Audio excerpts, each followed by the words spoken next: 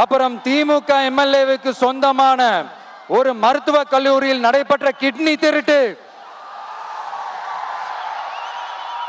அதுதான் நாடறிஞ்ச விஷயமாச்சு. அதை நான் திருச்சியிலே பேசியிருந்தேன். ஆனா அதுல நம்ம நாமக்கலை சேர்ந்தவங்க தான் அதிகமா பாதிக்கப்பட்டிருக்கிறதா சொல்றாங்க.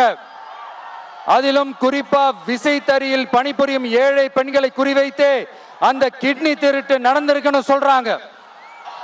இதுல ஈடுபட்டவங்கள யாரா இருந்தாலும் நம்ம ஆட்சி அமைஞ்சதும்